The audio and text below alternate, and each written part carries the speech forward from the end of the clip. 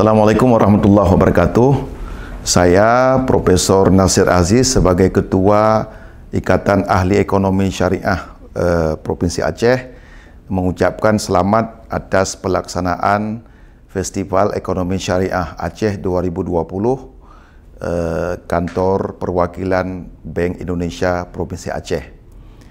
Saya berharap dengan Festival Ekonomi Syariah Aceh 2020 akan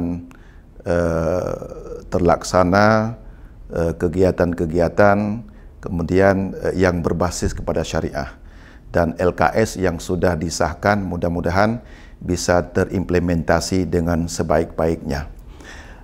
Kantor Perwakilan Bank Indonesia Provinsi Aceh telah banyak berperan dalam mendukung pengembangan ekonomi syariah di Aceh. Saya tahu Kantor Perwakilan Bank Indonesia Provinsi Aceh telah membantu ekonomi masjid, ekonomi pesantren, dan juga ikut di dalam mensukseskan lembaga keuangan syariah di Aceh.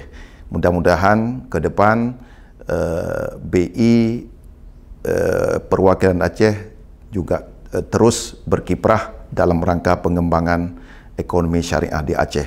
Demikian saya akhiri. Assalamualaikum warahmatullahi wabarakatuh.